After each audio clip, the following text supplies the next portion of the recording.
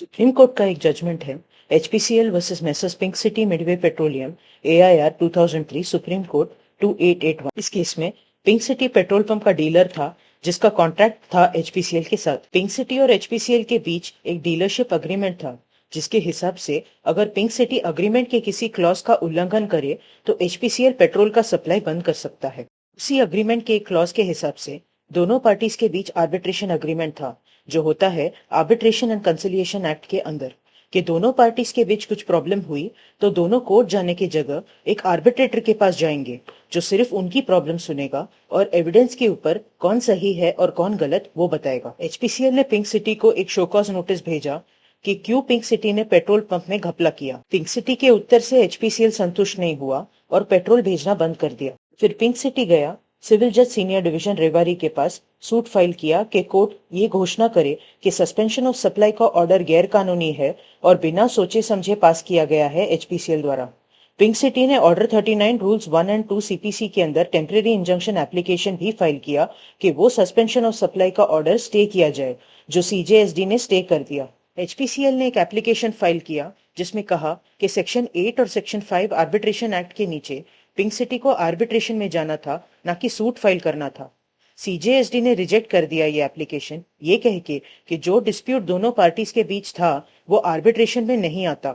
फिर एचपीसीएल गया इस ऑर्डर के खिलाफ रिवीजन में हाईकोर्ट ने ये रिवीजन डिसमिस कर दिया। फिर एचपीसीएल आया सुप्रीम कोर्ट। एचपीसीएल का कहना था कि नीचे के दोनों कोर्ट्स का ये कहना कि जो डिस्प्यूट था कि पिंक सिटी हर डिलीवरी पे कम ईंधन डिलीवर कर रहा था वो गलत था। ये सिर्फ civil court standards of weights and measures enforcement act 1985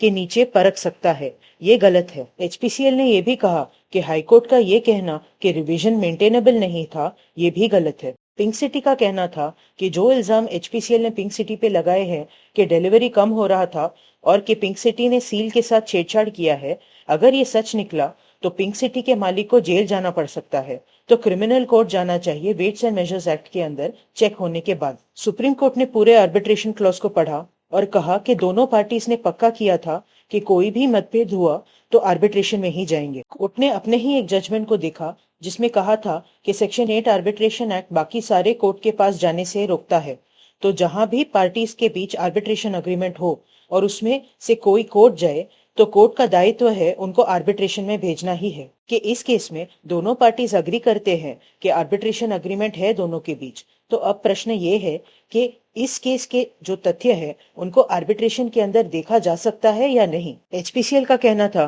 कि ये प्रश्न आर्बिट्रेटर के आगे उठाना चाहिए और सिविल कोर्ट को इसके पीछे नहीं जाना चाहिए। पिंक सिटी का कहना था कि ये प्रश्न के इन तथ्यों पे क्या आर्बिट्रेशन में जा सकते हैं, ये आर्बिट्रेशन के ज्यूरिसडिक्शन के जड़ तक जाता है तो सिविल कोर्ट को ही तय करना पड़ेगा। कोर्ट का कहना था कि इस बात को सेक्शन 16 आर्बिट्रेशन एक्ट सुलझाती है कि आर्बिट्रेटर या आर्बिट्रल ट्रिब्यूनल ही इस सवाल को सुलझाने की ताकत रखता है। सुप्रीम कोर्ट ने पहले बताए जजमेंट को फिर रेफर करते बताया कि कुछ केसेस में हाई कोर्ट को ही आर्बिट्रेटर अपॉइंट करना होता है, तो ऐसे में अगर अपॉइंटमेंट बराबर न हुआ हो तो भी कोई पार्टी आर्बिट्रेटर के ही पास जा सकता है सेक्शन 16 के अंदर कि आर्बिट्रेटर खुद बताए अपॉइंटमेंट में कोई प्रॉब्लम है क्या और क्या वो कंटिन्यू कर सकता है। कोर्ट का कहना था कि नॉर्मल केस में इतना डिसीजन काफी है, लेकिन इस केस में क्योंकि नीचे के दोनों कोर्ट्स का कहना था कि इस केस को क्लॉज 40 में नहीं डाल सकते, तो सुप्रीम कोर्ट को ये बात भी देखना होगा। कोर्ट का कहना था कि पिंक सिटी के हिसाब से वेट्स एंड मेजर्स एक्ट के अंदर ये एक प्रॉपर इन्वेस्टिगेशन पे ही पता चल सकता है, तो आर्बिट्रेशन में नहीं देखा जा सकता। कोर्ट का कहना था कि ना ही एचपीसीएल सर्च एंड सीजर मतलब खोज और जब्ती खुद करने वाला था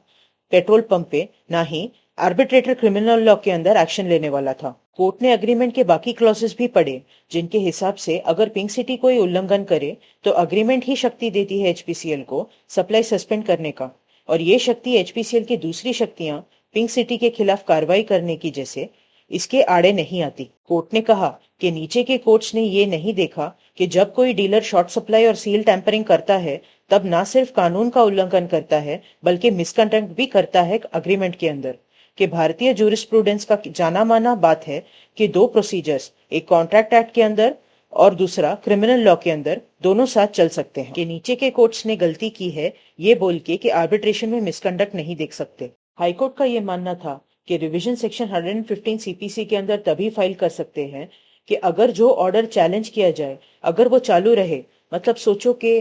कोर्ट ने ऑर्डर किया कि ए बी को टॉफी दे और ये ऑर्डर चालू रहे, तो ए को न भरपाई कर पाने वाला नुकसान हो या कानून की नाकामयाबी हो, तो इसी केस में रिवीजन फाइल कर सकता है ए। इस पे सुप्रीम कोर्ट ने कहा कि जिन जजमेंट्स को पढ़ के हाईकोर्ट ने इस केस में कहा कि रिवीजन फाइल नहीं हो सकती, वो इस केस के तथ्यों पे लागू नहीं होते। आखिर में सुप्रीम कोर्ट का कहना था कि सिविल कोर्ट को जुरिसडिक्शन ही नहीं था ये सूट सुनने का, कि नीचे के कोर्ट ने एचपीसीएल का एप्लीकेशन रिजेक्ट नहीं करना चाहिए था सेक्शन 8 और सेक्शन 5 आर्बिट्रेशन एक्ट के अंदर,